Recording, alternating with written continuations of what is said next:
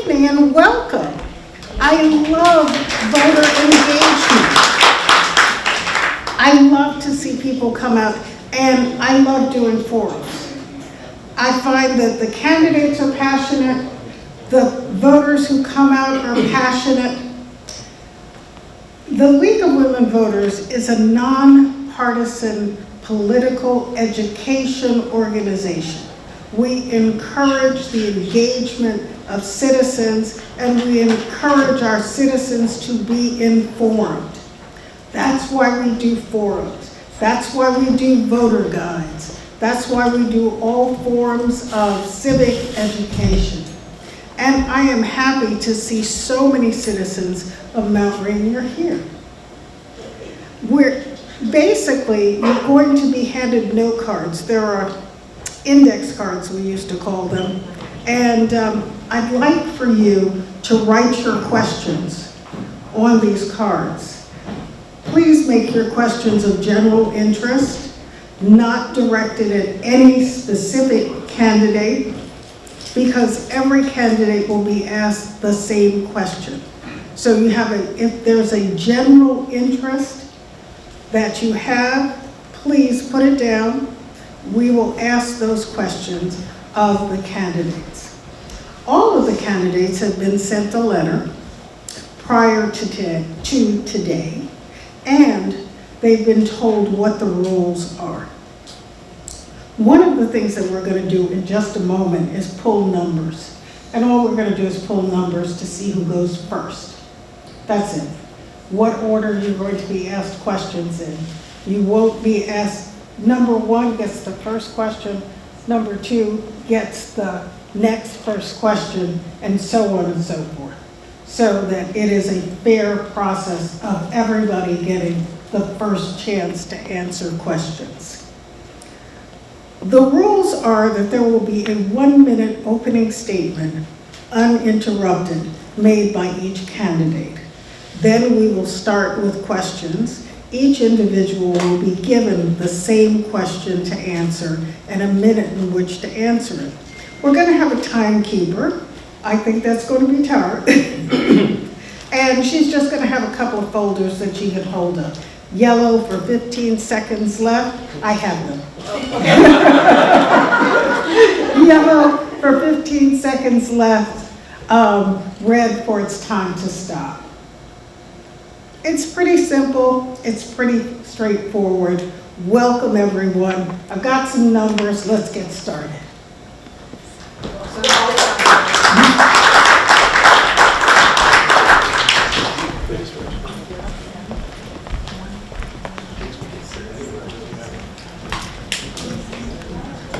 Do you care which order they So go? what I'm going to have them pull numbers, and that's What we're doing. somebody. Yeah, we'll leave this one. We'll do that. Yeah. There is it. Have at it. Oh, and Sharnette, do you want to grab a number? She's number one. He's number 5. Okay. Do you want to go this way or this way? That's You're already. One? Okay. And it's in the front hole. Oh, so we should do that one. Okay, so put yours right here. Number 3. I got 4. well, somebody's going to be late. Yeah. Oh, Tony. That's okay. Yeah, it's okay. You can, yeah, that's why we need to. We need to carry them. Got it. Okay. Assuming that they're not. We'll just do that. Can I move this slightly, Jared? I was gonna move it. Oh, never mind. I think we're there.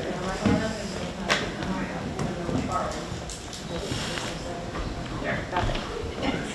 And let me get the folders from you.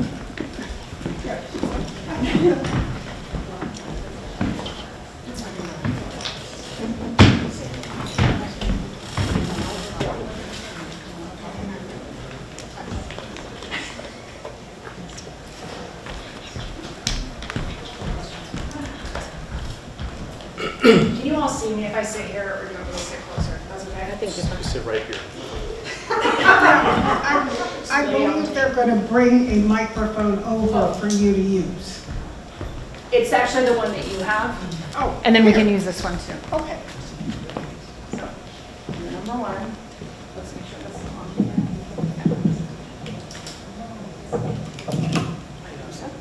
It's okay.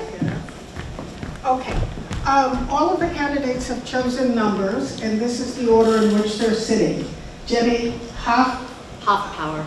Hoffpower, number 1. Tony George, who I understand will be arriving in a few minutes, number 2. Charnette Robinson. You give me these tough names. Joseph Jakuta, number 4. And Derek Reynolds, thank you, number 5. If we can get started with Ms. Hoffpar's opening statement. Okay. Hi, neighbors. I'm running for Mount Rainier City Council because I want to do all that I can to make the community more resilient for the challenges ahead of us. I have policy proposals that I will discuss tonight, but right now, I want to tell you who I am and how I approach things. I am an experienced mediator, and I teach collaboration workshops in the workplace. I have the emotional intelligence to make our city council work together more effectively. I am a single mother of 3 children. I graduated from law school at the height of the recession with no job prospects and $140,000 in debt. I know what it's like to face financial difficulties, and I have the empathy to support people no matter what they're going through. I'm a graduate of Harvard College and Georgetown Law. I have the critical reasoning skills to develop innovative solutions and look at root cause analysis to solve our problems. I am Jenny Hoffpower, and I ask for your vote. Thank you. Thank you, Ms. Hoffpower. I'm going You'll get it eventually. to get Ms. Robinson. Okay. Good evening. My name is Charnette Robinson. I am a longtime resident of Mount Rainier, Maryland. I've lived here for over 32 years. I worked with the Metropolitan Police Department for 31 years. I retired as a commander. I have worked with the Office of Homeland Security, Youth Investigations, School Safety Division. I actually work to help put programs in place to avoid any type of active shooter situations. I have worked with our community, Office of the Aging. We had problems in the District of Columbia with a lot of our senior residents were having problems with their homes being taken from underneath them. So we made sure that we engaged with the Office of the Aging to help out with that. I've been very active in the Mount Rainier community since I've lived here. I am one of the sponsors of our Juneteenth events. I've done Black History events. I work with our diverse community. Thank you. I ask for your vote for Ward 1, Charnette Robinson. Thank you, Ms. Robinson. Moving on to Mr. Jakuta. Jakuta. This is going to be one of those evenings for me. Oh, no worries, Ms. Martin. Good evening. My name is Joseph Jakuta, and I've lived in Mount Rainier for about 15 years, and I'm running for the Ward 2 council seat. I want to thank Ms. Martin, the lead the women voters, Joe's, and Board of Elections for this event. If elected, I want to focus primarily on sustainability and safety issues, especially public safety. I also want to show that bring consensus to the council, as well as listen to the residents. I've shown this through my work. First is the chair of the Green Team, where I worked with the City Council to get us rolling recycling bins, as well as many other environmentally forward policies. I also was the co-chair of the Climate Change Action Focused Work Group for BGCPS, where I work with state legislators, county council members, the Board of Education, students, and school staff in order to see a first-in-the-nation climate action plan adopted for our kids' school system. I also have been involved in the community, coaching the champion soccer, as well as leading my child's youth group. I hope I can count on your support for May 5th. Thank you. Now to the first question. Oh, we have one more. Oh, I'm sorry. There's too many of us, right?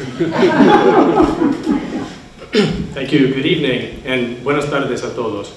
I am Derek Reynolds, and I am running for City Council member in Ward 2. I have 35 years of experience working in the nonprofit sector, 20 of which I was working in senior and very executive roles. I've worked extensively with several U.S. government agencies, foundations, and private sector companies in securing resources for those organizations.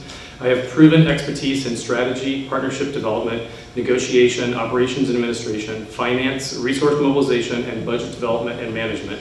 I lived and worked in Ecuador, Jordan, and Egypt for 13 years, and I speak Spanish, French, and Arabic. 8 years ago, I chose Mount Rainier to be my home because, like all of us, I love the tree-lined streets and the green spaces, the diverse community, the friendly small-town feel, and of course, all of the artists who live and work here. I consider myself to be a fiber artist, or maybe a maker, because I weave, knit, crochet, and I sew. I look forward to answering your questions this evening and letting you get to know me better, and hopefully securing your vote for Ward 2. Thank you. All right, now on to the first question, and that question will go to Ms. Robinson. Thank you. What is your vision for Mount Rainier? So I have had the opportunity to live here and see Mount Rainier go through vast changes. For me, I would like to see more community involvement with government, a more open government, where residents are able to vote on various policies. I am a person that I believe in open government and access to government, hosting meetings and being available. I would like to see Mount Rainier continue. I think we have a beautiful artist community. I think it's growing. I think that a lot of the things that our current government has done and some of the things that I have seen in the past, I think they've done a very good job. I think that we need to continue with some of their initiatives, as well as making sure that we do some things. I don't think that we pay enough attention to our neurodiverse community. Thank you. All right, on to Mr. Jakuta. Thank you. I would like to see a sustainable, walkable, and welcoming community. I am the parent of 2 young children, and now they're at the point where they want to bicycle around Mount Rainier, and I want them and the other young folks, as well as those aging in place, to feel safe. I also want them to have places to go that are welcoming and will provide a beneficial place. Right now, it's going down to the convenience store. I'd rather see a vibrant, artistically oriented community in our downtown, especially see better development along Route 1. I also want to make sure the streets are safe for them to go on through stop sign cameras and other safety mechanisms so that they can feel safe. And with the cars that we have from driving through our community, it's upsetting, and I know that this impacts all of us, whether you're young or old. So those are some of the things I would like to work for to make sure we have a walkable, sustainable, and safe community. All right, on to Mr. Reynolds. Would you like me to repeat the question? Sure. I think it's what our vision for Mount Rainier. Yes, what is your vision for Mount Rainier? Great, thank you. So most of the candidates here, I think we're going to say similar things, that we have a vision of safety and security for our residents that has to do with not only traffic and speeding, but also from the federal government. We need to really be paying attention to how we can be protecting people and sharing information to protect as the federal government goes through the chaos that we're all seeing right now. I'd like to make sure also that we engage with our arts community more. We have once a year open studios. I think we need to have more things that can bring people in, be able to frequent our businesses, be able to profile our artists, and bring in new investment in Mount Rainier. I'd like to see how we can have a more resilient revenue stream. It's great that we've received a large federal grant. As I'm sure many of you have seen in the news, I'm a little concerned that that grant may be frozen at any moment. And so I'd like to make sure that we have other revenue streams coming from foundations, potentially even private investment in the city. And I also believe in communication with residents. I would really like to make more open communication between the council members and our residents by having open forums where you can come talk to us and get to know us and share your thoughts and concerns. Thank you.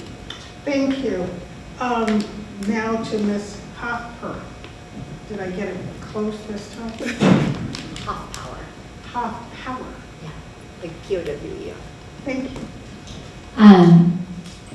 Hi, my vision for Mount Rainier is to have the city be more agile. I believe in effective government, and I think we have had an effective government over the past 8 years, and I hope that it continues. but I think that there are a lot of challenges that are going to be coming our way. Right now, we are in a bit of abatement before all of the layoffs in the federal sector hit people, but a recession will be coming, according to economists. I'm concerned about our neighbors. I'm concerned about some of the actions that are coming out of the administration, even just yesterday, announcing about sanctuary cities. I'm not exactly sure what is coming, but I know that our government has to be effective in addressing these problems. We need to be able to respond quickly to things, and we need to be able to support all members of our community. I believe in our government working quickly to solve problems through collaboration and getting in as many voices as possible. Thank you. Thank you. Now, Ms. George has just joined us. She has passed the opening statement moment, but this is the first question, and I'm going to direct it to you as well. What is your vision for Mount Rainier? Okay, my vision for Mount Rainier is a city council that is open to ideas and the concerns of its residents without being upset because there's a difference of opinion and sometimes potential retaliation. I think that the city has so much potential that we still can tap into. Definitely, we have to look at other sources of revenue. Elections have consequences, and like everyone else has said, we don't know if those grants are still going to be available or funding is going to be available that we've depended on in the past. So we have to be innovative and look at new sources of revenue and not put that burden on homeowners or businesses necessarily to fill in the gaps. Thank you. You have 15 more seconds. Oh, okay. Go ahead. Go ahead. Okay. You And have I 60 seconds to think answer. our greatest gift is the diversity and just the arts community. That is what first attracted me here. 20 years ago, I've been a resident for 20 years, and I think that we need to rebrand the city and focus on our strengths and make it a destination. When I first came, I was familiar with Eastern Market and Adams Morgan. Thank you. Now, the next question is going to go to Mr. Jakuta. How will you work to improve city communications with the residents?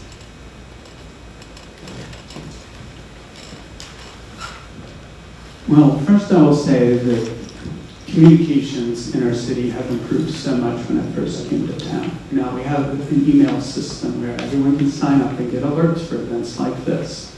I do think it's important, though, to more regularly talk as a council member. I would like to, if I'm elected, I would like to work with the other council member more to host perhaps quarterly events and to more regularly update you with progress on the city initiatives. When I've been door knocking, having visited, I think, almost every house in Mount Rainier, that was one of the things I've heard, that we are not communicating. There's so much good happening in the city, and I don't think that information is getting out. So I'd like to make sure that we are emailing and communicating through other means, especially for those that maybe are not so computer literate, to make sure that they are getting the information as well, about all of the great stuff we're doing, and also about resources that are available. There's so many resources available at the state level and the county level. Thank you. Thank you.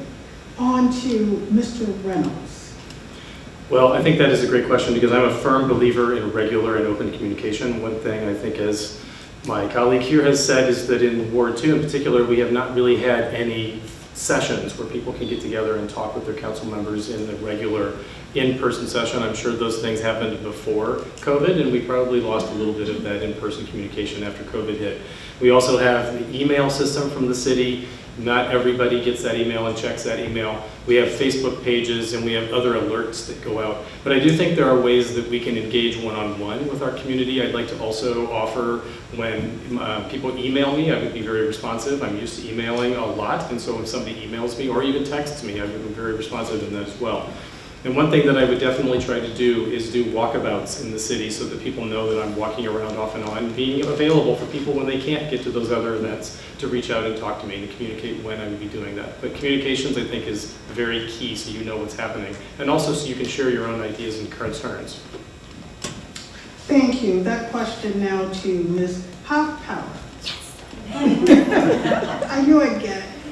Yeah. Hi. So, like a lot of my colleagues here, I believe that we should have meetings in different parts of the city, whether it's just a ward meeting with the 2 ward representatives or a whole city council meeting. I would like us to go to different parts of the city, to meet in the apartment buildings, to meet in places where people may have mobility issues. I was a caregiver for my mother for the last 4 years of her life, and I'm very sensitive to mobility issues, and some of our sidewalks aren't the best. However, I also would like to have us talk critically about the difference between communication and feeling heard. I have talked to a lot of residents in this city who feel that their ideas are not represented on the city council, and they don't trust a lot of what they hear. So no matter how we communicate, we need to get at the root issues of a lack of trust. To address that, I don't have the answers, which is why I've reached out to sociology professors at the University of Maryland to try to get expertise to help us develop more trust across racial differences. Thank you. All right, the same question to Ms. George. I would agree that there has been an improvement in communications, but I think that the newsletter itself is not enough. I'm glad that we have a Facebook page and there are other ways through social media, but not everybody is using social media in that way. So I agree that we have to go to our constituents, and that there should be meetings throughout the city, not just events held on this side of town. And there needs to be better outreach. The newsletter typically gets, for the apartments, is left in the management office, so people have to go to the management office, as opposed, I'm lucky at the Mount Rainier Artist Loft, the postman puts the newsletter in each individual mailbox, but that doesn't happen for a lot of the other residents, and so often they don't even know, last time they didn't even know election was going on, and that's unfortunate. So there has to be more of an effort to reach out to them as well, and be willing to listen as well. Thank you. And last but not Can you least. repeat your question, please? Sure. How will you work to improve city communications with residents? So in my previous job, 31 years with the Metropolitan Police Department, I worked hand in hand with a lot of the advisory neighborhood commissions, as well as a lot of the citizen commissions. And I would love to see those type of things happen in Mount Rainier. We already have the ward set up, the ward system. So if there were people who wanted to be involved in creating a advisory commission, I think that would be just a wonderful way to find out what's happening and to bridge that gap. To have people from Kaywood and Queenstown, those are the places that it's very hard to get the residents involved in what's going on in government, even though they do reach out to me and some other people. I do appreciate our council member Carter. She does her Ward 1 meetings, and they are pretty well attended. So I think we have to get out of the halls of City Hall and get into those buildings. Thank you. All right, on to the next question. We're going to start with Mr. Reynolds. What are your plans for economic development? Oh, he's got it written there. Using up all my time looking through my notes, I'm sorry. So I think that one of the things that we should do is definitely continue our great programs, like our facade improvement programs on 34th Street. We have activities like the murals and the green spaces that attract people and make our city more attractive to people to come and set up business here. But I do think that we need to collaborate with the landlords in the vacant spaces or the spaces that appear to be rotating a lot in our city to find out what is it that is wrong with those specific spots that aren't either able to attract business or keep businesses in those spots. We also need to increase opportunities to train our residents on entrepreneurism, maybe starting their own business, which might even be more critical as we move into this environment where a lot of people are losing their jobs. It would be great to learn from neighboring cities like Hyattsville, because they've had a boom in business, to learn on how they've become a successful and prosperous community on the Route 1 corridor, so we can as well. And I think it would be really important for us to seek grant funding from foundations to help us with more of this kind of programming. Thank you, Mr. Reynolds. Now on to Mr. Jakuta. We're going backwards? Excuse me? We're going backwards? Isn't Ms. Helppower next? No, you. Okay, we can do it your way. I'm very flexible. That was the ratio. Ms. Alpine. Thank you, Ms. Morton. So I would like to have entrepreneurial workshops. Unfortunately, if we do enter a recession, and I don't mean to be full of doom and gloom, but I am worried. I've talked to a lot of people who are losing jobs, and they may not have jobs to go to. A lot of people during recessions do start businesses. I'd like to make starting a business as low cost as possible for people who may not be planning it. That would mean creating an incubator space out of city property. After we move into Potts Hall, we will have vacant properties. There's also space on the first floor of Potts Hall that has not yet been determined what it could be used for. I would like to propose that we create an incubator space and an entrepreneurial workshop have regular, like monthly seminars to teach people basic skills about how to start a business or maybe how to expand what they're already doing. I think that we have a lot of resources in the city itself that can be put to this, and we can have neighbors supporting neighbors by teaching their skills. Thank you. Thank you. On to Ms. George. I have heard so many different plans for economic development in the city since I've been here for the 20 years, and very few of them have come to fruition. So I'm grateful that the Mount Rainier loss happened, because that's where I live. What tends to happen is ultimately there's not money, there's not funding, so they look at short-term things that they can provide funding for, and the long-term things, ideas seem to get put off. So I think we've got to be realistic about what we can fund. The Potter's Hall is under construction. Is there funding to complete that project? A resident that came to the meet and greet said, he commented, was that the best use of resources to have a visitor center and invest that type of money in a project that may not be completed. So I just think we have to be practical. Thank you. On to Ms. Robinson. So for me, I know that we have a lot of businesses that have been in Mount Rainier for a few years, Nieces, The Glut, Oscar's Flower Shop, but we don't see any of those places advertised down on Rhode Island Avenue. And for me, I would like to see some type of marquee or something that is large enough, that does not distract from traffic, but large enough to route some of the vehicle traffic and pedestrian traffic up 34th Street, because those are very nice businesses and they need to be a little more supported. I would also, at one time, many, many years ago, Mount Rainier had a bank, and that bank brought people to this community. We no longer have a bank. I know some people say that they don't want to put a 7-Eleven or one of those type of stores in our community, but maybe something that will be a little more modern, coffee shop that's up to date or something that would bring a lot more people in. But I think it has to be a collaboration with the businesses as well as the community. Thank you. Thank you. And on to, all right, I've gotten lost in my own matrix. Mr. Jakuda.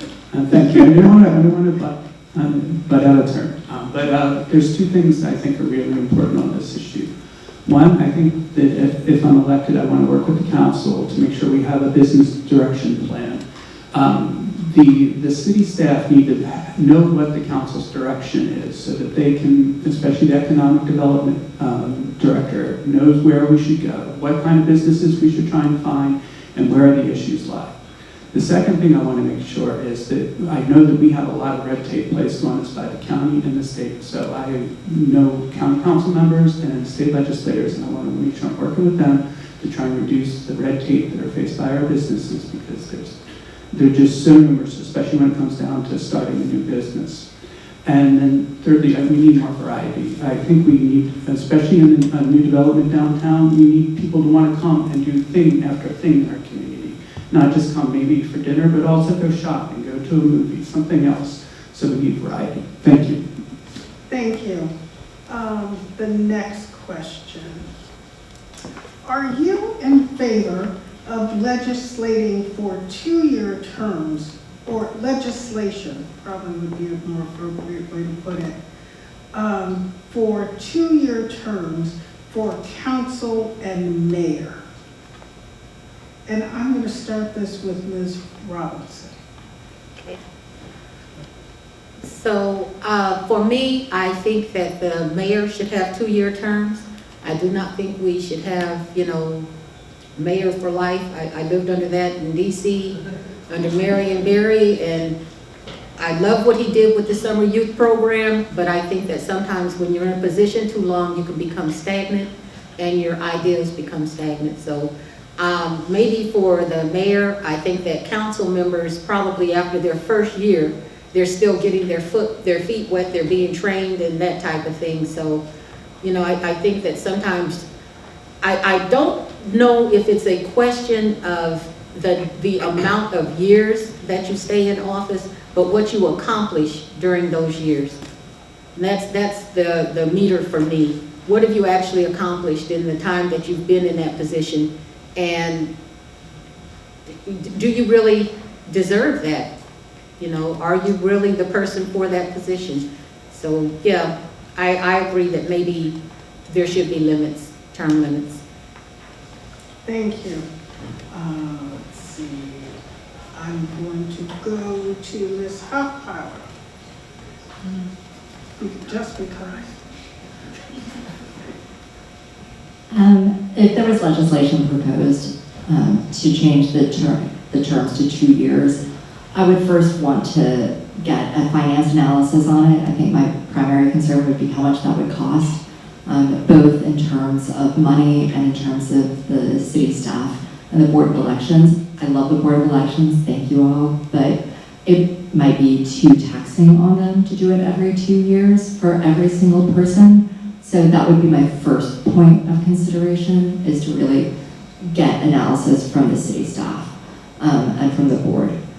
In terms of the politics of it, I'm not sure that it makes a lot of sense. I do think that the issues that the city faces, both at the city and then dealing with the county and regional governments, are complex and probably do take a certain amount of time to get up to speed to be effective. But I would be open to 2 years depending upon the analysis provided by the staff. All right, I'm going to pose the same question to Ms. George. I would agree with Sharnette that it's about how much you get accomplished. I would be open to the change to a 2-year term. I think sometimes that issues get pushed off from month to month, and before you know it, a quarter's gone by, 6 months, and there's still no movement or no resolution. So I think that a shorter term period would encourage people or leadership to be more proactive and be mindful of time constraints. And this goes on to Mr. Jakuda. I believe Just a Ms. moment. Robinson has Are you already finished, Ms. George? Because you still had time. You I know just want to what? make sure she has time before she. Yes. Yeah, I would support that. Thank you. Thank you. That's long. But she didn't. Are you ready, Tara? Yeah. Okay.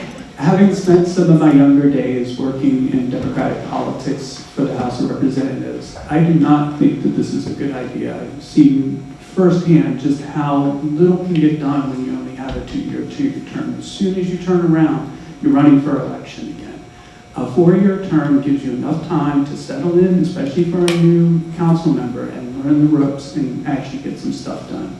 I don't think it would be very productive for any council members to only have 2 terms. And also, I think it would be hard, this is the first election we've had in a while where we've had contested races in all 3 seats.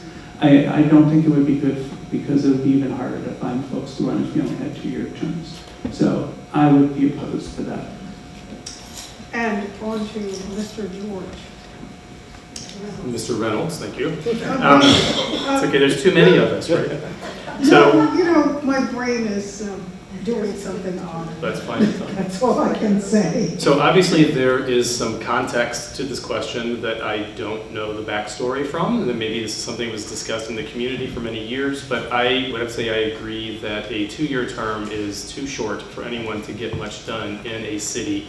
I do think that it is possible to put in term limits. In other words, you can be mayor twice, you can be in council member seat twice or something like that, because 8 years is quite a bit of time for one person to be in one of the positions.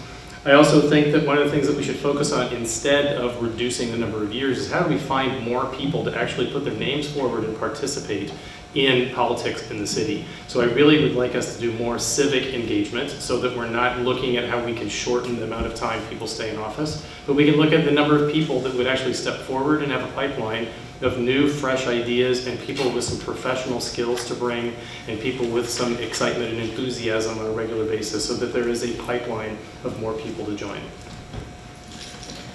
Okay. Did you answer this question, Mr. Chikuda? Yeah, we all got this one. Okay, that's what I thought. That he handed the microphone. No, I think we were passing it back that way to prepare for the All right, next. let's pass it back down to Ms. Hochpower. This is an interesting question. How will you protect citizens from ICE? What policies will you have or hope that the city will adopt?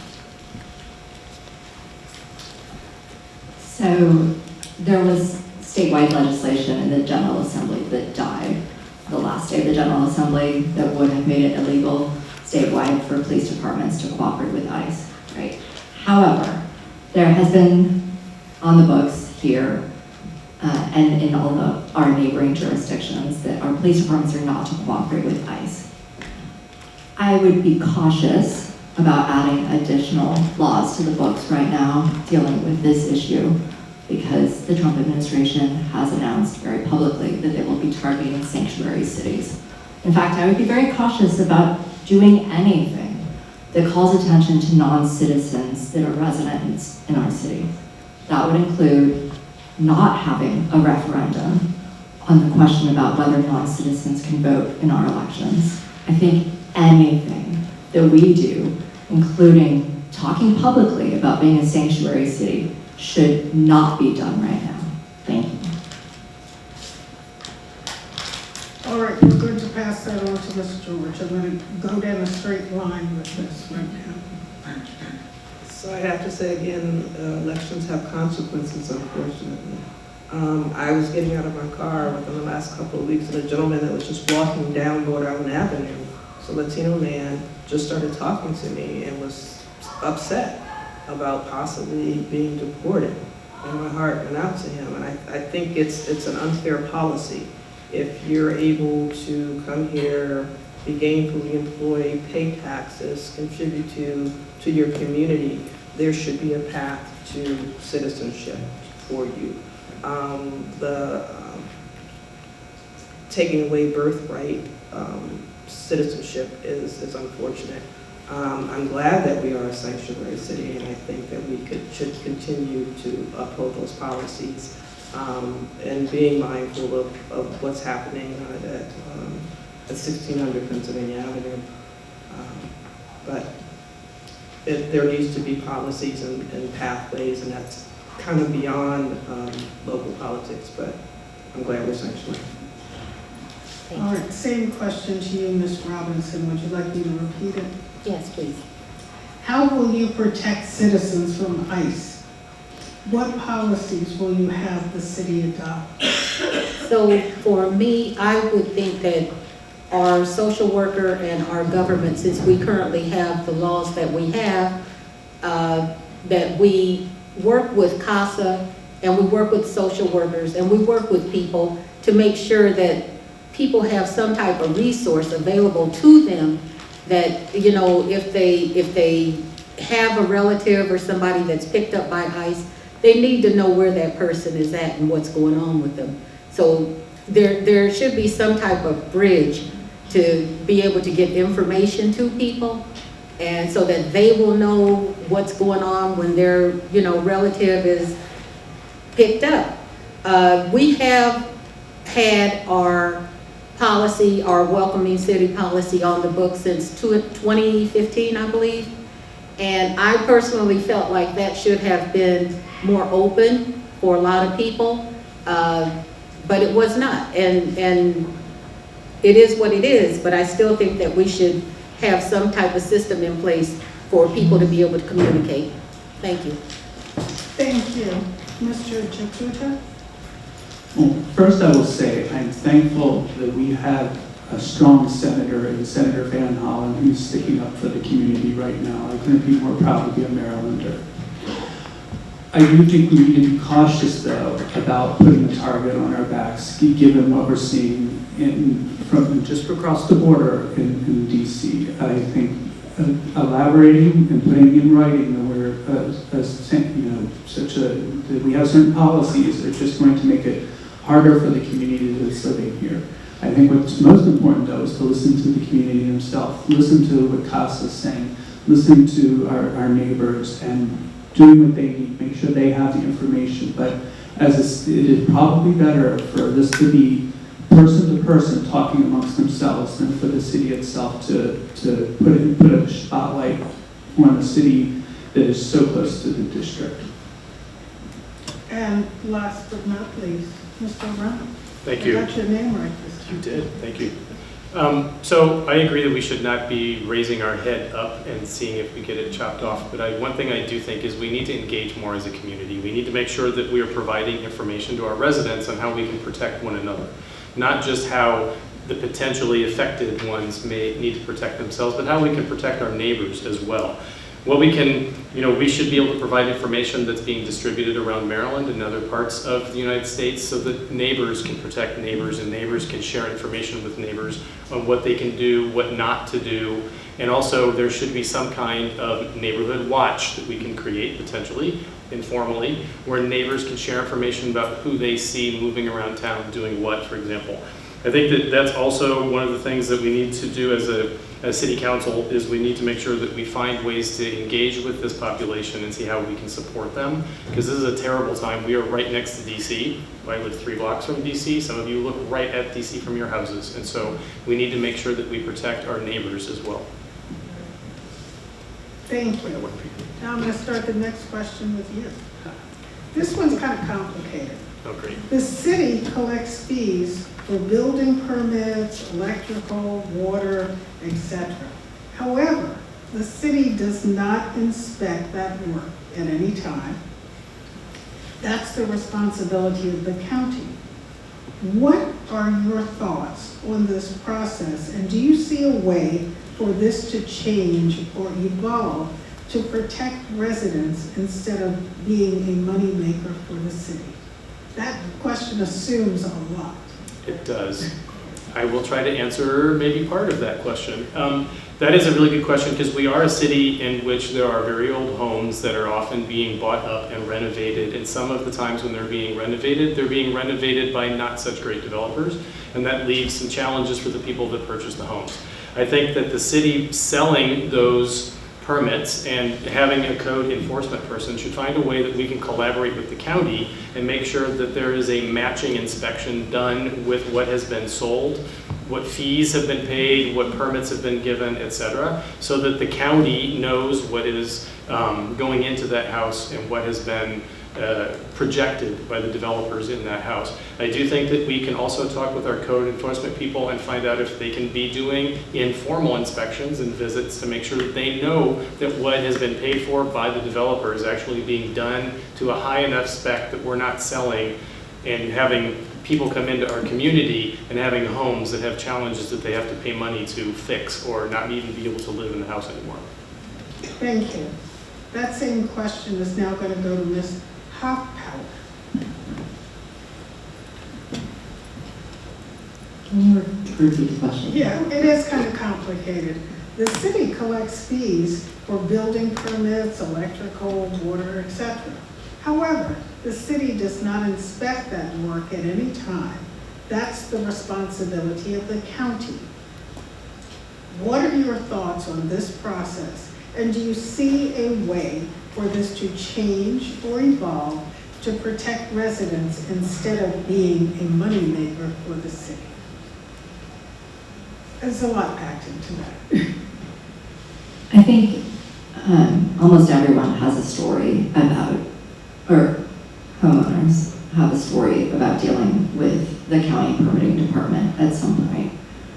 And most of the time they're not positive stories. I think the city has a role in helping our residents navigate the building inspection process and advocating for improvements at the county level. I know the city has done this. I know that it is a hard nut to crack. However, I am concerned that those fees, in addition to the fees at the county level and all of the delays that often come with it, are frustrating and potentially driving away businesses from our city. So I would like to look at whether our additional fees are impacting decisions about whether businesses move here and whether developers are interested in developing here. So I would want more data in order to make a decision there. Thank you. Same question to Ms. George. Would you like me to repeat it? Please. The city collects fees for building permits, electrical, water, etc. However, the city does not inspect that work at any time. That's the responsibility of the county. What are your thoughts on this process? And do you see a way for this to change or evolve to protect residents instead of being a moneymaker for the city? Well, I have firsthand experience. I am, in addition to being an artist, I'm a union carpenter, and through our community outreach UCAN program through the carpenters, we volunteered to do the renovation of the Mount Rainier bike co-op, and we got shut down. We had various issues. COVID happened. It took a lot longer. I would say having some construction background and some concerns, if the city's code compliance department, you're dealing with electrical, you're dealing with plumbing, you're dealing with safety that could result in a fire or something like that. So I don't know that code compliance has the expertise to manage those type of issues. And maybe the fees need to just come from the county and not from the city. Thank you. On to Ms. Robinson. So for me, I would have to say that I would really be concerned with the level of training that our code enforcement guys have. And if they're not trained to come and check on the work that's being done, then I don't know. I think that would be an issue within itself, their level of training to be able to do that job. I personally have not had any major problems, and my house is over 105 years old, and well, I can't say I haven't had problems with the house, but you know, I haven't had problems with code. When I've asked Alma and different people, you know, how to go about getting something done, they've been pretty receptive. So I don't know, I don't have a negative comment. But if we're paying fees, I would like to make sure that those fees are, you know, justified, that they are real fees that we should be paying to Mount Rainier and not just the county. Thank you. Thank you. On to Mr. Jakuta. So I recently have finished a remodel, so I've gotten to experience directly the code enforcement aspect of this. And first, I was disappointed. I thought that after the work was done, I would have a code enforcement person from the city that I paid for come out and inspect. That being said, we're not hiring code enforcement to be building engineers. That's the county's responsibility. We're hiring them to make sure our tree ordinance is followed, that our stormwater additions are followed. So that's what we're paying for with the fees. So that is their responsibility. We can't duplicate what the county does because it will cost us too much. We cannot afford to hire building engineers in order to do electrical inspections, for instance. So While I would love to, I know there are many ways the county lets us down, many ways. Unfortunately, I don't think that the cost, we would be able to raise the fees enough to afford such things. Thank you. Some of these are rather complex questions. Ms. Martin? Yes. Just a note on time too, it's about 6:55. All right, so how many more questions? Let's do 2 more questions and then their final statements. Very well.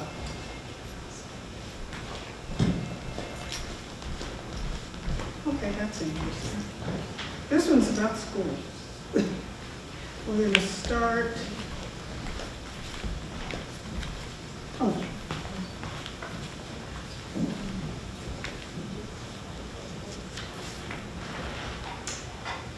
I'll do schools next, after this one. We'll start with Ms. Hoffpower, and no, I'm not picking on you. Can you address property taxes? Specifically, what are your plans to shift the tax burden from the shoulders of the homeowners? I would love to see enough business development in the city that we could reduce our property taxes. I have specific proposals to do that through supporting entrepreneurs and developing some of our city-owned property into mixed-use space. However, it is unlikely that that is going to lead to a significant reduction in our property taxes. The reality is that Prince George's as a county has high property taxes because we do not have enough long-term economic investment in the county due to the legacy of racism. We all know that. This is where we choose to live. I think what we should focus on, as much as I personally am as a homeowner, would love to pay less in taxes, I think what we should focus on is how to improve the quality of the services we have already based upon what we're paying. And I think that that's a more realistic approach than hoping that enough economic development can shift the tax base elsewhere. Thank you. I'm going to pass the microphone to Mr. Jakuda, who I should have started with. Let's worry about that. Can you address property taxes? Specifically, what is in your plan to shift the tax burden from the shoulders of the homeowner? Well, first, as I mentioned earlier, a business improvement plan is something that I want to see happen, and I want to see the council come together, because that'll be a way to make sure we're increasing our business tax revenue. I think that's an important part of the equation, but that's not the whole thing, because we are also very limited by the state in what we can do as far as any flexibility with taxes. We only can have a certain number of property tax rates, for instance. So I do want to work with our state legislators to make sure that we can have more flexible taxes. In particular, I would like to see, for instance, work on a tax that would impact some of the businesses with negative externalities. Let's say in terms of the single sale liquor stores. I would like to be able to tax that at a higher rate. Things like that in order to raise taxes from things that negatively impact our community. And then finally, the stop sign cameras. We have so many people that are speeding through our stop signs in DC. I want them to pay.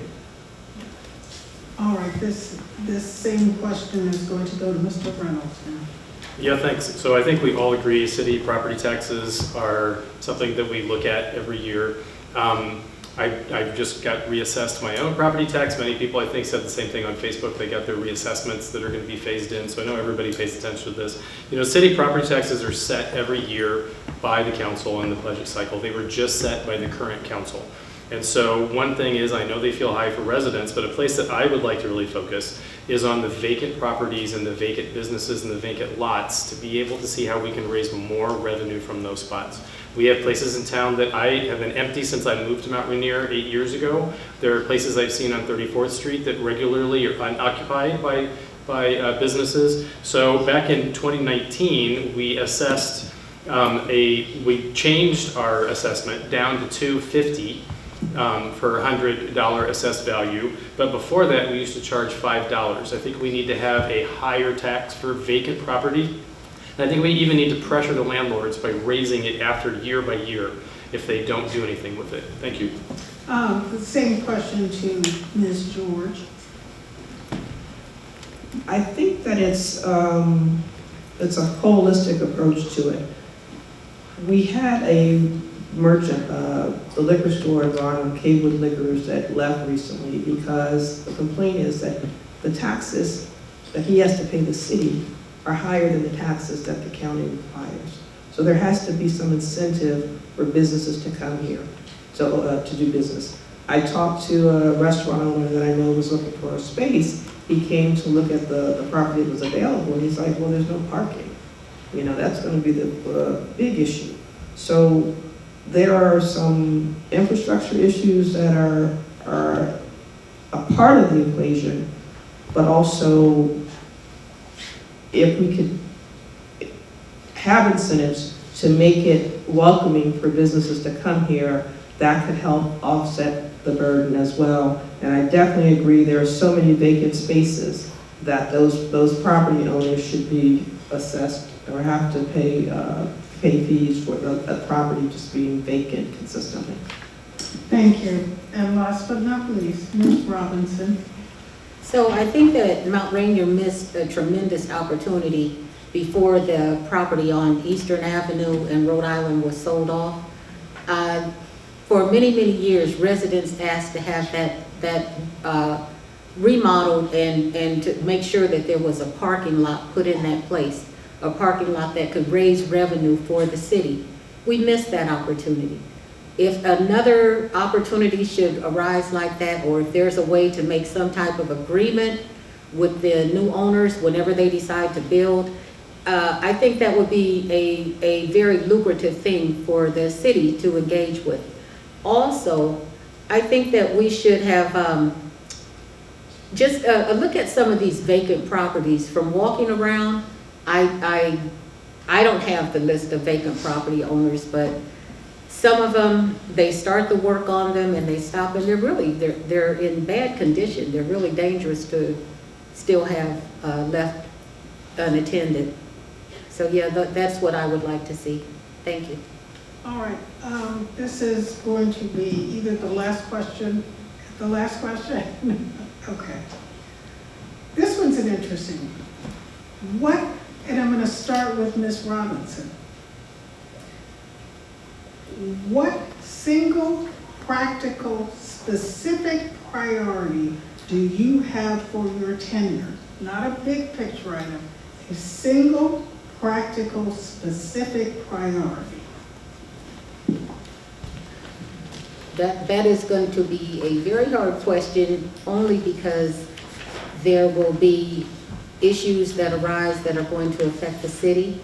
But I would really like to, if I could just see fencing going around our parks so that kids can play in a safe environment. I don't know if you have ever dealt with neurodivergent children, but they do not stay contained. You cannot just take them to a park and let them stay on a sliding board or something.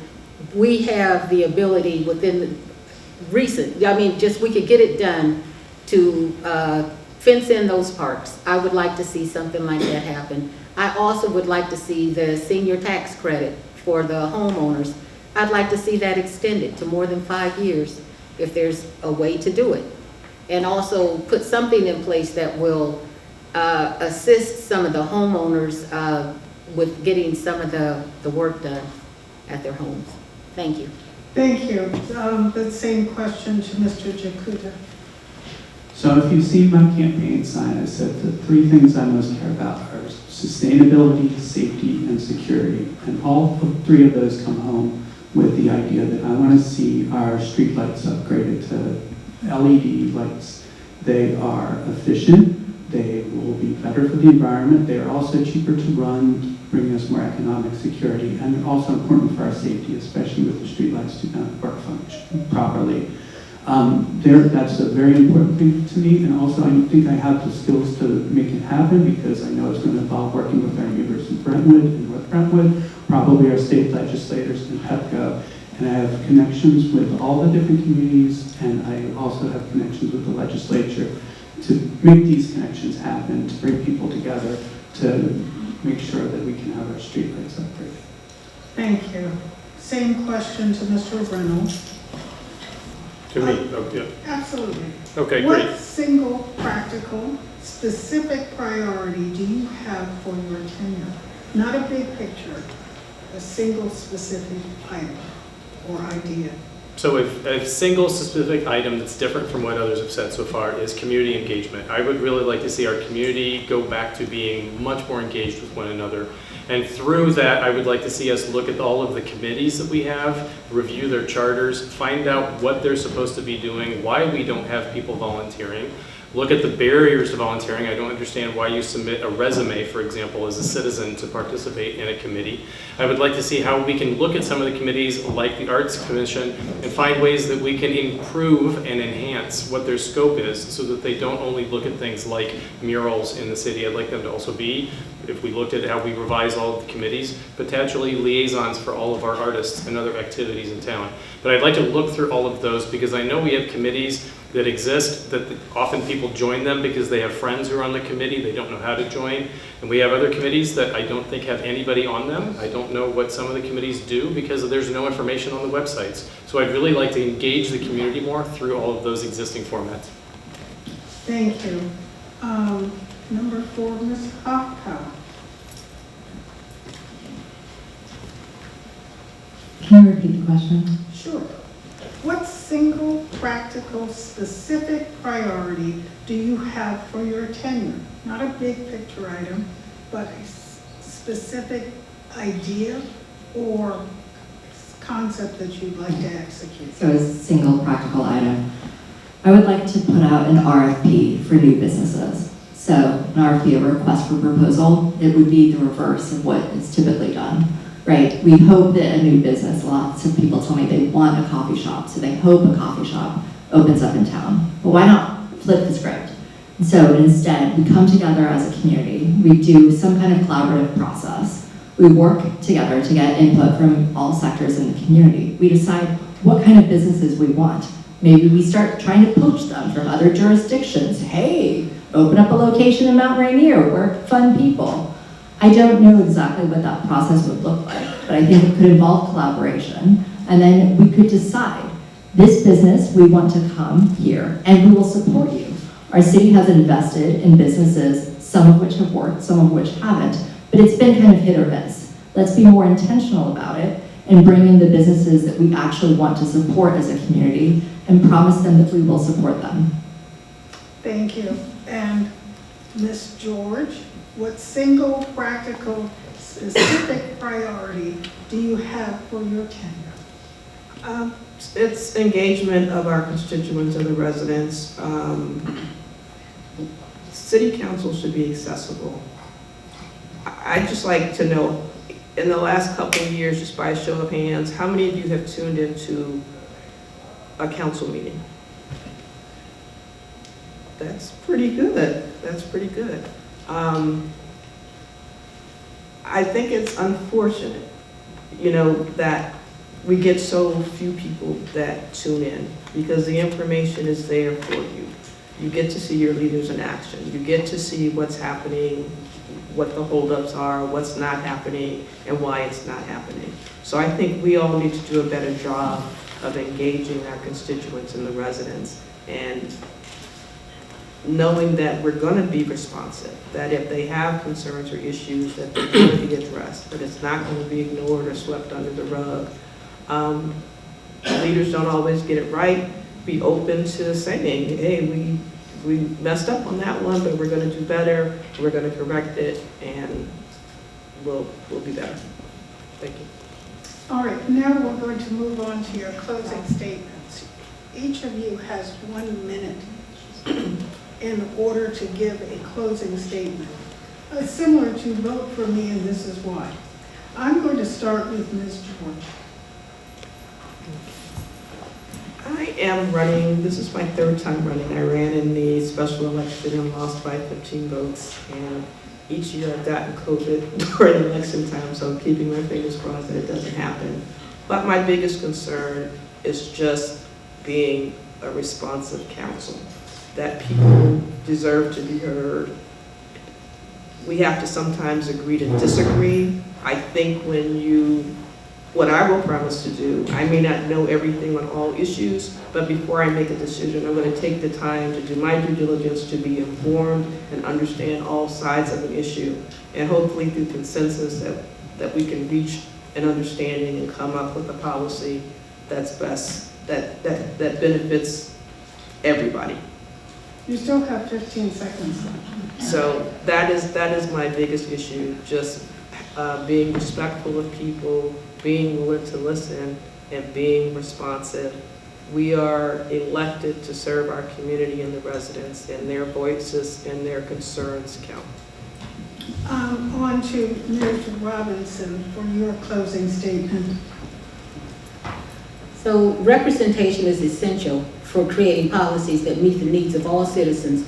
And when elected officials come from various backgrounds, they are more likely to be aware of the unique challenges different communities face and work to address them through targeted policy initiatives.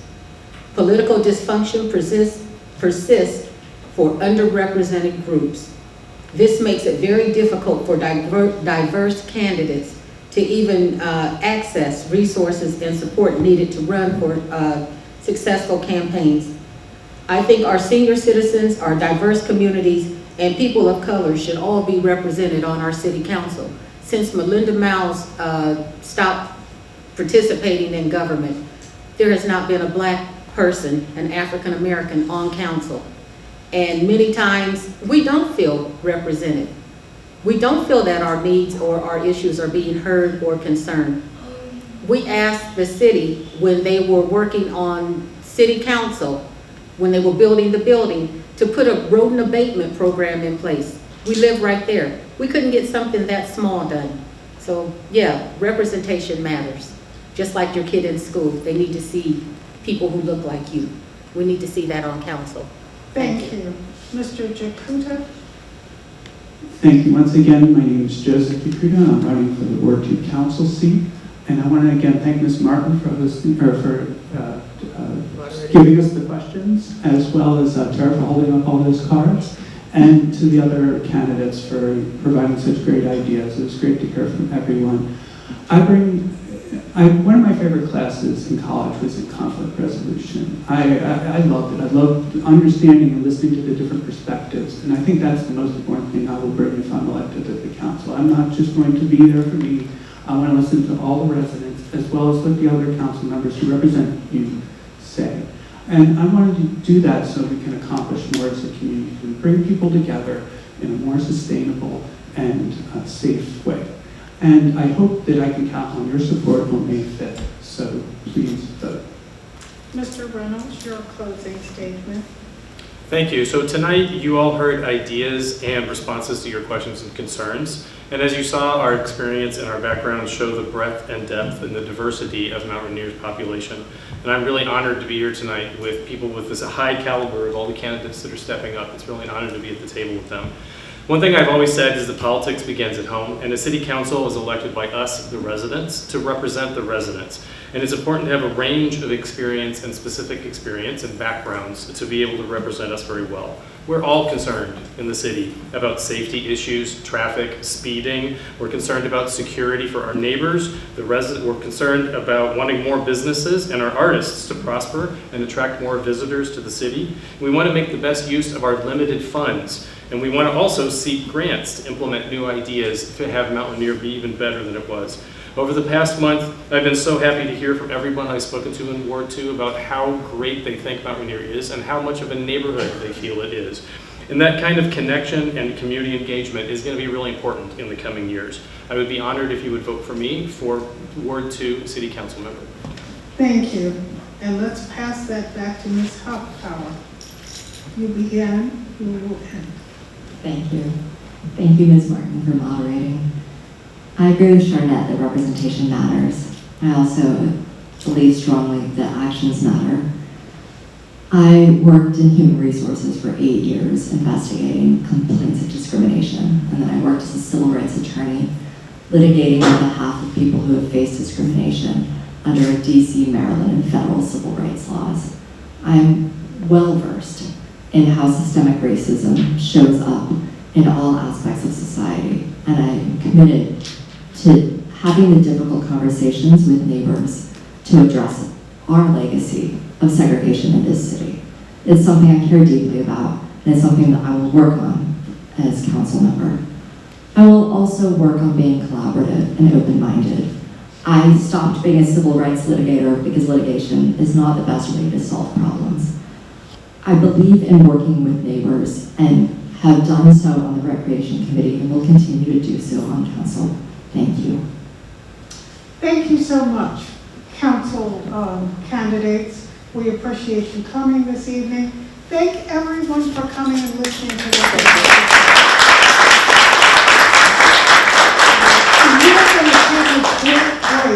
So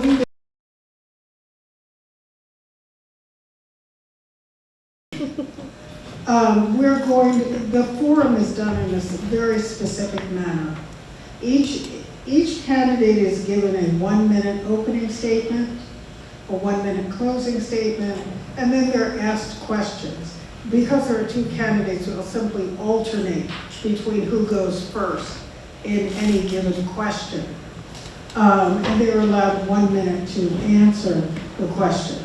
So let's get started. Ms.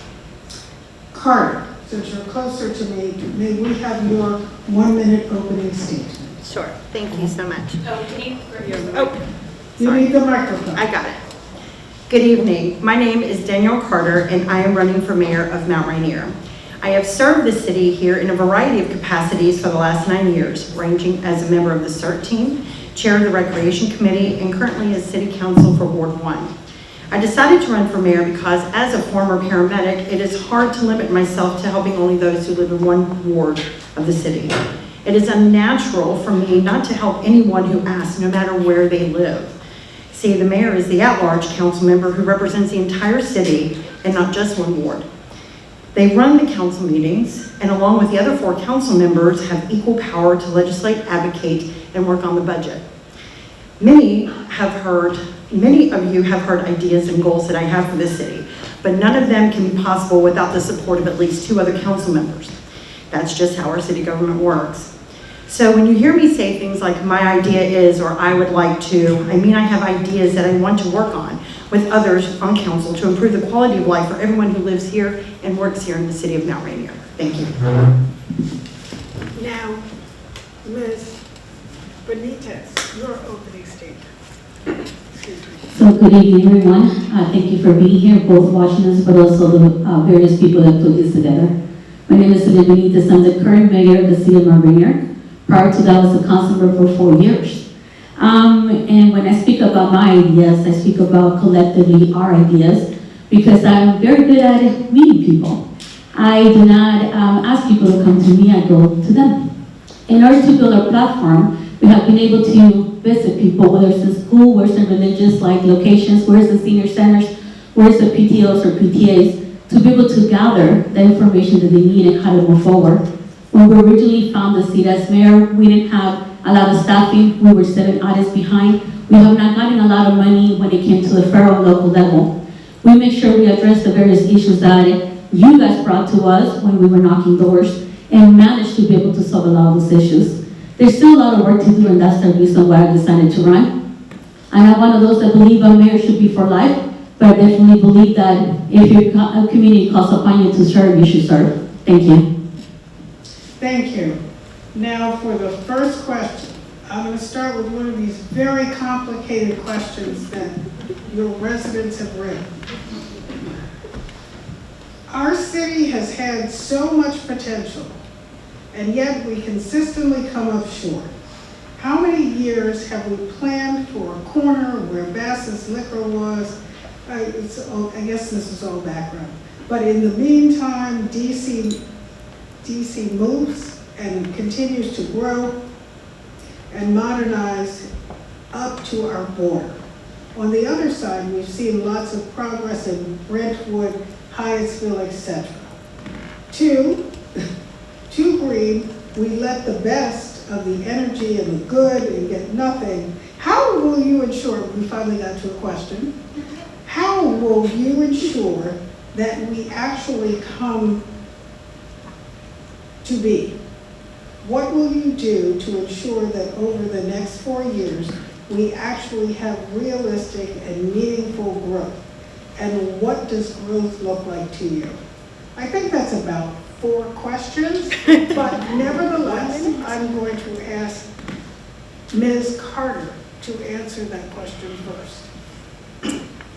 Well, since I've been out campaigning, something that I've been hearing from a lot of long-term residents is very disturbing to hear. I keep hearing the term, Mount Rainier is where dreams come to die, and I hate hearing that. I think a lot of the problem has been is that you have a lot of dreamers and doers and people who desire to do big things on the council. One of the things we need to do collectively, not only as a council, but as a community, is to reel those big dreams into doable ideas. When we can look at a smaller doable idea, then we'll be able to accomplish more.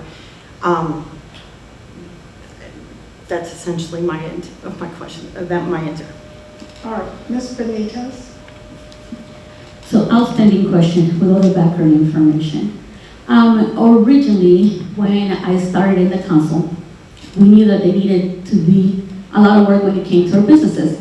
Not just attracting businesses that will come in, but also the long-standing business. I'm actually the co-writer for the $1 Million Center Fund, which has brought a lot of businesses here to the city, but also has supported other businesses that have been here in the long term. Aside from that, we revamped the economic development program, and the facade improvement, what most people see is just painting and the different things going outside. However, we had talked with each of the different businesses that participated on it to figure out what they needed. Did they need marketing? Did they need websites? Did they need training? They needed banking possibilities in order for them to tell us what needed. And we started building a program. We still want to see more work being pulled forward. And that's the reason why we continue looking for grants and continue looking for skills in order to be able to build it. And we're looking forward to continue to expanding what we have started. Thank you. Now, the next question is to you, Ms. Benitez. As mayor, excuse me, as mayor, how will you facilitate team meetings of the whole council, and how will you make sure all voices are heard and all ideas considered? So thank you for the question. The council actually, when they get sworn in, we all vote when it comes to the council rules, which is an agreement internally that we have within the councils. Aside from that, I already directed and worked with our city manager to make sure that we have a retreat as soon as the new council gets elected, in order to make sure we learn about our different leadership skills and styles in order to be able to collaborate and work. I think one of the things that has helped when it comes to the various councils that I've been part, because I've been part for at least 3 or 4 different councils, is that even if you disagree at the end, it's been respectfully and we follow through with each other, and that has helped. So to me, heavily, the additional training, we have also heavily invested in making sure that the council members, including myself, attended the National League in order to be able to have at least a year to year trainings on how to be able to work together and cohesive. I think that everybody brings different skill sets to the table. Sometimes you need to be able to be okay to lead, and I'm fine also stepping back, and I've done that constantly a lot. So thank you. Thank you. Ms. Carter? Can you repeat the question, please? Of course. Thank you. As mayor, will you be facilitating team meetings of the whole council? How will you make sure all voices are heard and all ideas are considered? Thank you for that question. We have 2 meetings a month. One is legislative and the other one is a work session. Work session should be where the community comes and talks to the council, and the council works through ideas that they've come up with, that the city has submitted, and even the residents have submitted. I believe, if I'm mayor, that after each agenda item that pertains directly to the community, that the community should have a way to opine and come in and make comments on those specific issues during work sessions. Work sessions should be more than just a one round. It should be multiple rounds through the council. We need to work together to discuss and work out, hammer out different ideas, find commonality, find that one thing, even though we all five may not agree on the whole thing, there may be one thing that we all agree on that we should focus on. But we should work together in that aspect, and we should listen to what the community says, make our meetings open, and give the community an equity in the meetings for speaking as well. Thank you. Thank you. On to the subject of education. I'm going to see if I can possibly combine some of these questions. In the city, there's been a point made for programming for resilience for children, teens, and seniors. I guess seniors, children, and teens all go in the same bucket. What plans would you envision to work with the school system and give resilience to children and teens in particular? How would you support Mount Rainier's 2 public schools and the Prince George's County public school families throughout the city? Because not every child goes to a school physically within Mount Rainier in the Prince George's County school system. I'm assuming I'm first on this one? Yes. Okay. That was a lot in one question. As a mom and a grandma, I'm going to try to pull some ideas off of all of that information. Equity with our seniors and our children, this is an opportunity. We have 2 schools and we have a lot of people here in the community that are aging in place. I know that back in North Carolina where I'm from, we had adopted grandparents. We could actually do that, bring in the people that are aging in place in the community and have them volunteer in the schools and kind of make that build between those that are aging in place and the older people in the community and the younger ones here in our community. As far as supporting both of our schools, I think we have 2 amazing schools, Thomas Stone and Mount Rainier Elementary. I love the fact that we have this wonderful carnival that we do here at Mount Rainier Elementary. I'd love to see the same thing done at Thomas Stone. Alternate years, bring commonality and build both schools up together. Maybe even have like, we have sister cities, sister schools, have like friends or pen pals between each schools. Thank you. So, outstanding question. So we do have 2 schools, Thomas Stone and Mount Rainier Elementary.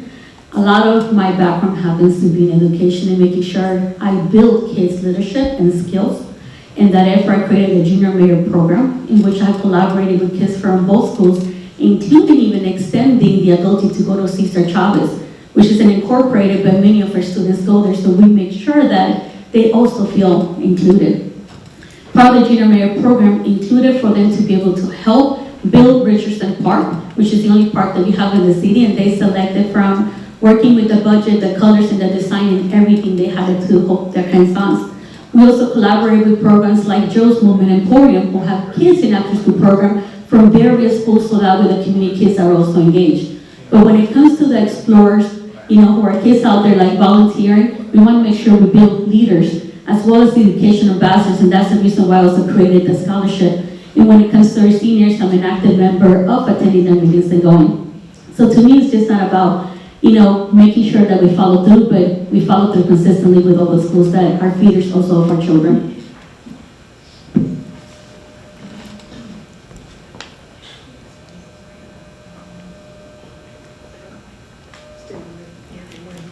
Oh, because of the feedback. Okay. All right, on the same lines, what will you do to make sure our youth are safe and continue to thrive?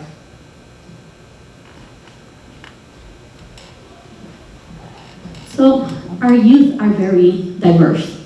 They believe in different things. Not all of them love sports, not all of them do arts, not all of them do education.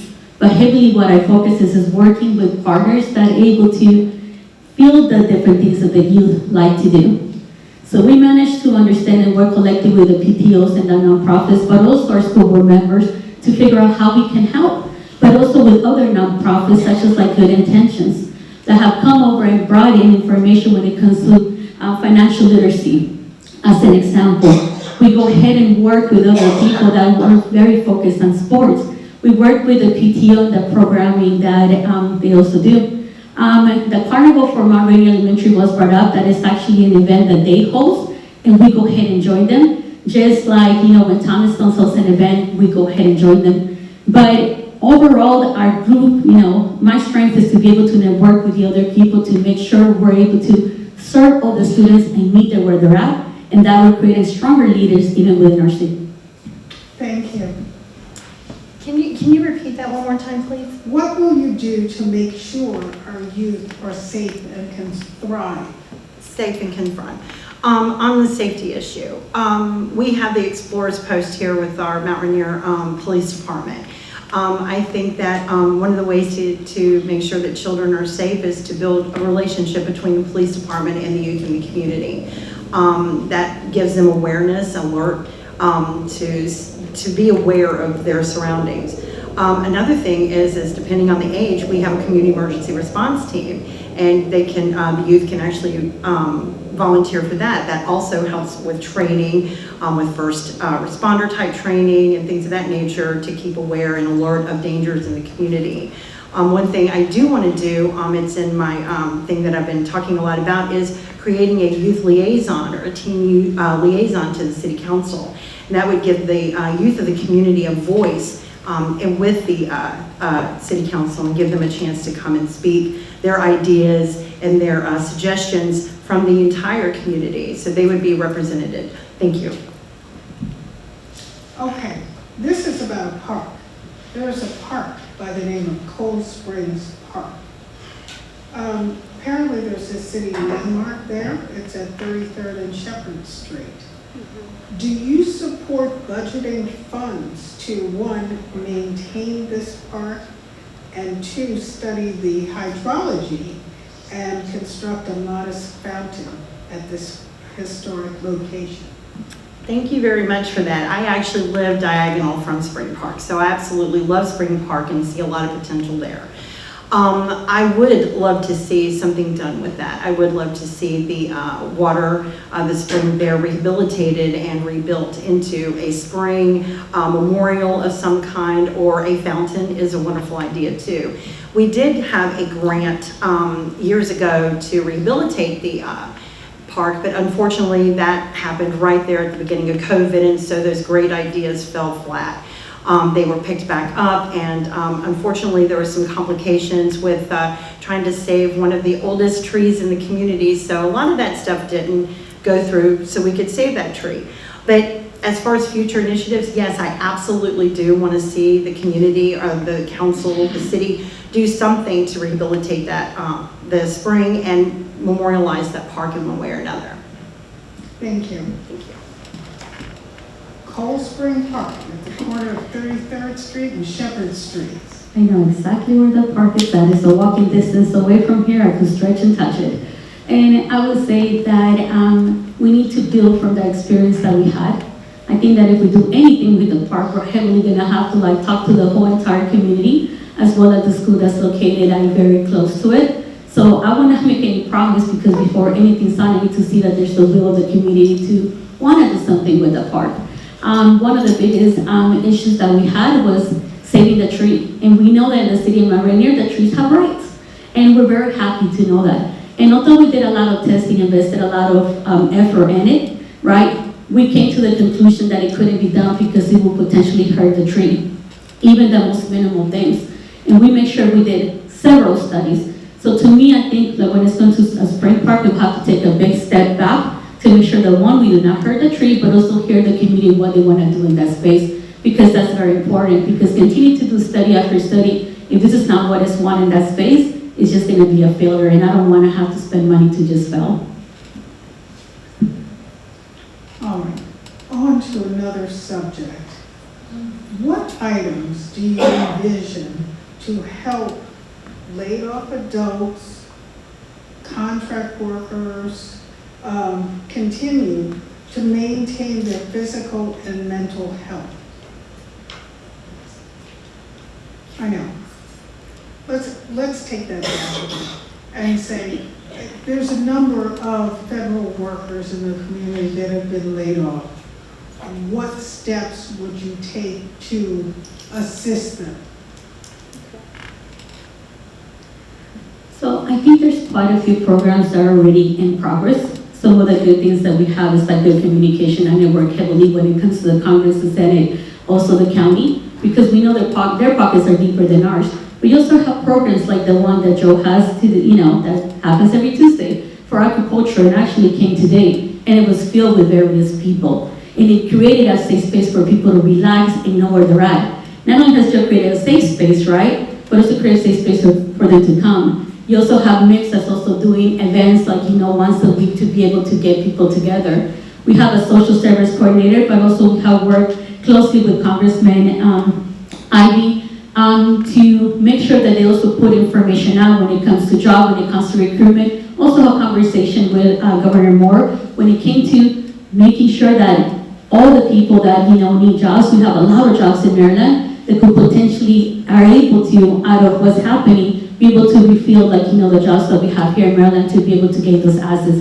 So it's working with partnership and make sure we're able to continue to build what we have in order to support them in any way we possibly can. Off of Mayor Benitez's point, I was very excited to see that Mixed was doing their collaboration down there, and we've even seen where Congressman Ivy and Councilwoman Ivy have done job fairs and the like. I see that with the mental health aspect of this. I would almost like to see a collaboration of community members who have experienced these layoffs be able to come together and have kind of like a group here in Mount Rainier where they talk and vent off of each other, support each other in things of that nature, because we find strength in support. I had a thought that just went right out of my head. No, it didn't. Jenny Hoffpower in the first panel mentioned something that I really liked, and that was the entrepreneur incubator. I think something like that, encouraging those that have been left off to use their talents and their knowledge to start their own business and branch off in that direction might be another thing we can do to support our residents. Thank you. And what sort of plan would you have as mayor for people who find themselves in a position of not being able to pay their property taxes as a result of this? That's a hard one. That's something we would actually have to sit down and talk to our finance department and the city manager with. A mayor or any individual council member cannot just come up with ideas on their own. I mean, we can come up with ideas, but making them solid is going to take a collaboration, and I know I use that word a lot, but between the city manager and the finance department as well. I would like to see some way that we can have some kind of like, not really a grant, but a kind of like a pass or a discount or something for people who are facing hardships off of the government, the federal government. That's just some off the top of my head ideas. I have talked to some residents who are really struggling with it. And again, we just need to find ways that we can collaborate with the city manager and finance, because it is a very convoluted thing when it comes to taxes. Mr. Benitez? Thank you for the question. I think that, especially with how many things are changing because we're being affected at a federal level, it hits home very quickly. Whether you're a federal government, whether you're a nonprofit employee, whether you do blue collar or white collar work, and you're just going to be affected by the next 4 years. I will tell you that we passed a budget that was very conservative, and our city manager and I have had talks when it comes to making sure that we assess the budget to make sure we know where we need to cut in order to be able to reduce the cost as much as we can and offer opportunities that we can. During COVID, we managed to be able to help some of the businesses, some of the rental apartments, and some of the homes based on the fact that we have conservative numbers in front of us. We'll continue fighting to make sure we get grants. We'll continue partnering with other people to make sure that money is coming in through the city to be able to offset some of the costs. We know we're going to have challenge. That I cannot deny, right? But we need to make sure we're looking at short and long-term plan. And I'll tell you that this council has worked very hard in making sure that they're taking every single bit of information and assessing the situation to better help our residents. Thank you. Next question. between citizens and the police department? I'll take it. You know, being afraid to answer your question. So I will tell you that the police department has come a long way, a long way. We have worked heavily when it comes to police, community policing, including making sure that our police department, as well as the rest of our staff, represents the community that they serve. And doing that, the term that the police department heavily uses like humanizing the badge. Many of you guys have attended the many events that police departments have through the year. There's at least 3 major events that they host, and they've been hosting them on the other side of the city at the Nature Center, because that's the majority of our residents are at, and a lot of them that feel scared and concerned. Actually, you're all invited for May 1st. They're having coffee with a cop, please come over. But the other way that police officers have bridged the gap when it comes to it has been through the Explorers program. There are 40 kids that are being worked and trained, and they have built a relationship of trust between the family members and also the community, in order to just not trust the kids, but every Saturday they're there, and in every event you see them there. That's building trust with some people that have felt voiceless for many years. So that trust will continue to move forward, and we'll continue working together. Thank you. Can you repeat the question, please? Is there a plan to bridge the gap between citizens and the police department? We actually have something right now. It's called the Police Review Advisory Board, or PRAB for short. I would like to see the PRAB be reutilized, and instead of looking at the budget of the police department every year, to be that intermediary between the police department and the community.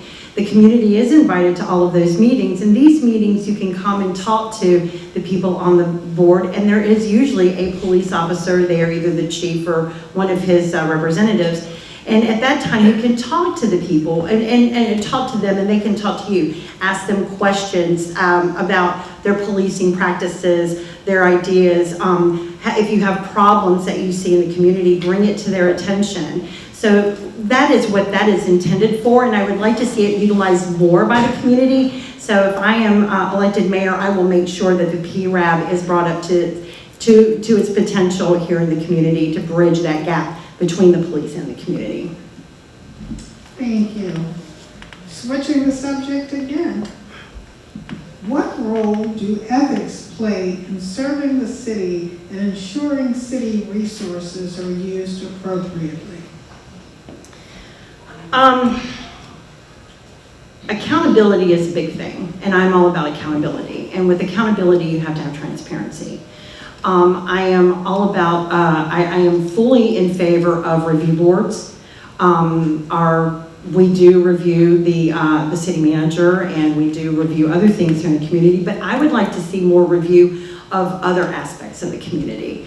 Our taxes, you know, we need to hear from you guys. We need to hear how you feel about it. It's accountability. We need to hear that. We need to be transparent. Why did we decide not to raise taxes this year? Why did we decide not to lower them this year? That's all part of the visibility, the transparency, and accountability. And that is something I feel that will help build that trust in the community and hold us accountable for any ethics iffies that you may find.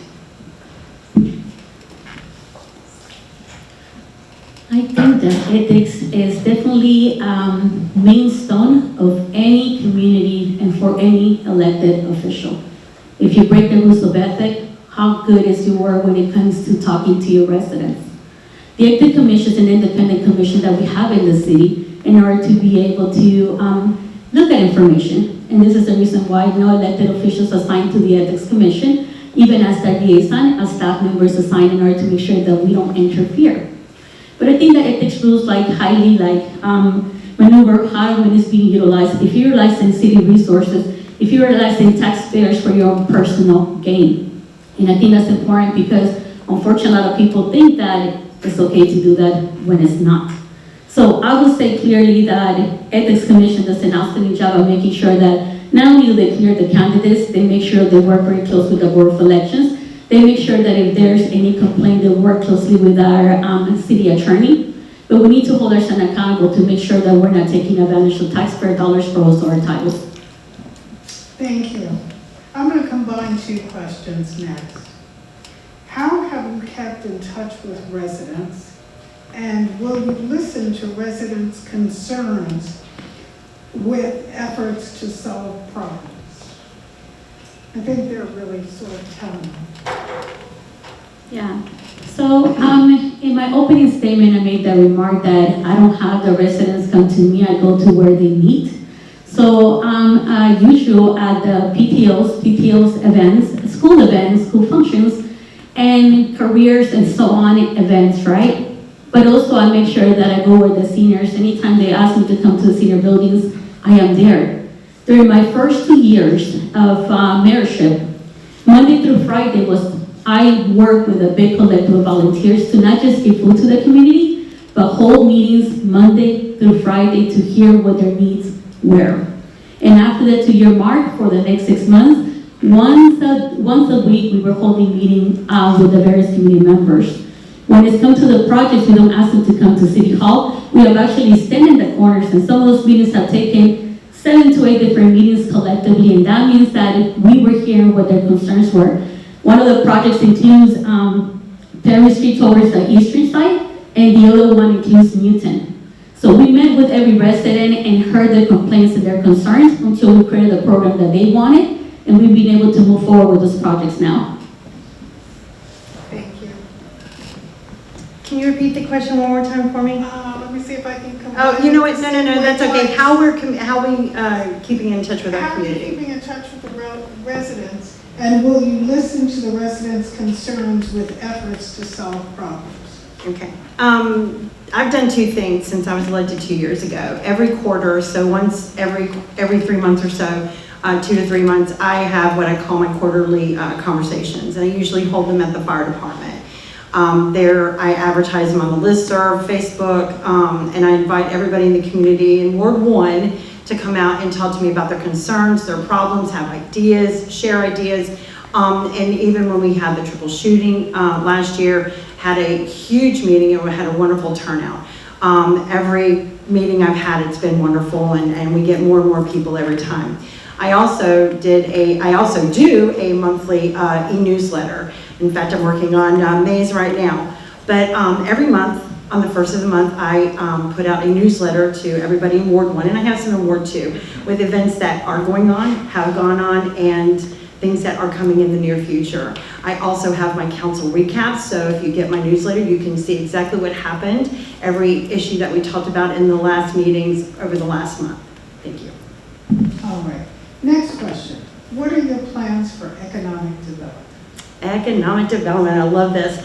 Actually, I have started an idea in my head of an economic development advisory board or committee that would be responsible, or not responsible, but would come to the council like once a quarter. And it would be made up of residents here in the community who are very invested and care very much about economic development. They would come to us with their ideas that they've researched or come up with current trends and opportunities for economic development around the nation and even our current area. They would come with their suggestions and ideas, and we would listen them out.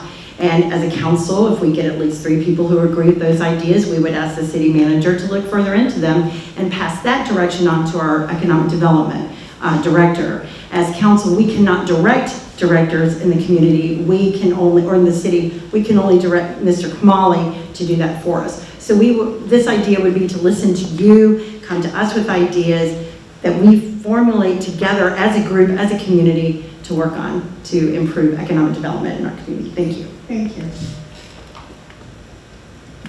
So I think it's important that we utilize organizations that are already here in the city, including the very vibrant Gateway CDC, composed of various community members and artists that had various ideas when it comes to how to be able to go beyond and above and when it comes to economic development of the city.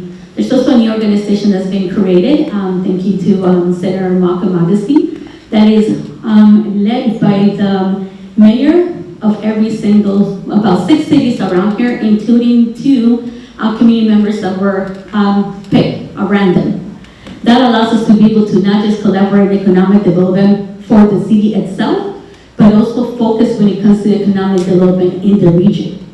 Things that we have looked forward to is like the trolley trail to be able to extend from Highsville all the way to Mount Rainier in order to unite us, in order to be able to have some growth and some foot traffic. Because we could bring a lot of businesses here, but if the foot traffic is not happening, businesses do leave. So there's plenty plans that are in the works right now in order to make sure that we continue putting output and input in creating those things that we want. All right, you've had tough questions. I'm going to throw you a softball. Are you in favor of a more transparent government? That's a softball. It is. So I would say 100%. I think that some of the things that were mentioned even in the former panels, things that we have focused heavily in being able to bring the information directly to you. One of them was hire a communication coordinator, who you have here in front of you, Pink. We also have MRTV, who used to be a part-time position, in order to have at least 2 members that work with our clerk, our administrative director, in order to provide information. Aside from that, it's like we realized that the budget hearings were going to 1 o'clock in the morning. So I was the person that decided to say, hey, let's have a whole Saturday meeting in order to have each of the directors come and read the line item, the budget line item by line item, allowing like residents to come in and create the space that they want to answer the questions, but at least I knew a couple of things. One, you couldn't say that you have not read or seen the budget at least once in your life because it was read, right? But also make sure that everybody in the council make sure they followed through and read and they were open for opinions. That's been a couple of the things that I've worked on when it comes to transparency, but also high involvement when it comes to community members deciding where the budget is at, which heavily focus on our committees who work with the city manager in order to put in forward for the budget. Transparency. As I mentioned just a few minutes ago, I put out an e-newsletter every month, and in that e-newsletter I have the recap of the council meetings from the month before, because I know not everybody has the time to come to a council meeting. They probably don't even have time to go watch it in review on YouTube. So that kind of accountability, that kind of transparency, having that information out there as well as my meetings. I'm always open and willing to talk to and listen to anybody. Like I said for my meetings earlier, if I'm mayor, our work sessions are going to have not just community comments at the beginning of the meeting, but after each individual agenda item. It's like if we're talking about a resolution, we want to hear about that. If somebody has an idea, we want to hear what the community says about that. So as far as transparency and accountability, I am 100% in favor of that. And I will do, if somebody in the community has a better idea than what I'm using, I'm willing to listen to you and work on that. Thank you. How many more? Let's do 2 more questions and then they're closing, if that's okay. Okay. I have to check. No, you're In good. terms of time. Thank you. Oh, all right. Name 3 things that you've done to improve the residents of Mount Rainier's quality of life. Some people know about the Lawn Angels initiative that I tried to start a couple times, and though it did fail, it didn't mean that we couldn't do some things. So over the last 2 years with the snow, I sparked up the Snow Angels both on listserv and Facebook. And that allowed for people who were willing and able to go out and help elderly people and those aging in place or having physical limitations go out and actually assist them. That was a huge success the last 2 years, and I plan on continuing that as well. Another thing I've done is my meetings. I do that every quarter and open that up. But I've also, I've done the best I can with constituent services. Every time somebody emails, calls, even knocks on my front door, I do everything I can to come look at their problem, listen to them. I take pictures. Mr. Kamali will tell you, I blow his email box up, with like, this resident is having this issue. Can somebody please look into it? So constituent services, communication, and the Snow Angels. Thank you. Thank you. Would you like me to repeat it? No, I have it. Thank you so much. You're so polite. I love it.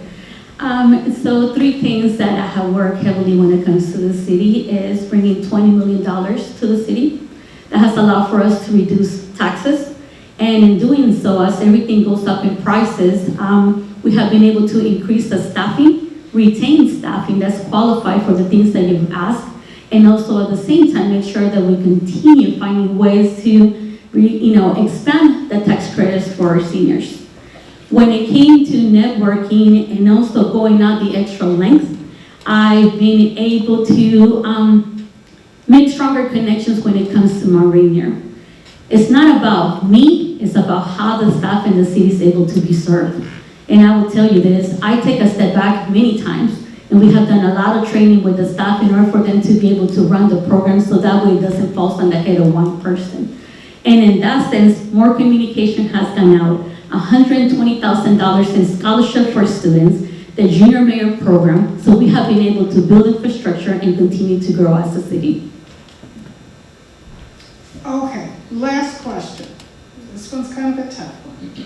One of the things that Mount Rainier is known for and is proud of is its diverse population. Yet that diversity over the years has sometimes resulted in bitterness and accusations of favoritism or neglect. How will you ensure that all residents feel recognized, seen, and heard? Thank you. And thank you for whoever asked the question. So, I am Afro-Latina, I'm a migrant. So I represent 3 of the minority groups, and you add women to that quite a bit. In doing that, I will tell you that it takes a team to be able to work to try to outreach and help. And this is the reason why I reach out to various community members. Where there is the PTOs, where there is the schools, where there is the religious leaders, in order to reach the gap for people that are able to trust the information. In current times, it is very hard to trust people because people are afraid of what's coming at the federal level. But I managed to work with those people that heavily work within the community. And at the end of the day, they see me not just on a podium, they also see me working alongside with them. Where there is painting, like, the blacktop at the schools, where there is, finding ways to prune trees along with the various commissions, that's where you will find me. You rarely will find me in City Hall because I'm always out in the community. And that's the way you need to be able to bridge gaps in order to bring more people. So now you're just gonna go to the meeting, but many of them will be able to tell you what's going on, and you'll be able to act upon it, and that's a lot of the strength that I've been able to bring to the community. Can you repeat the question, please?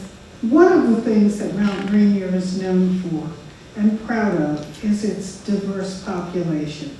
Yet, that diversity over the years has sometimes, resulted in bitterness and accusations of favoritism or neglect.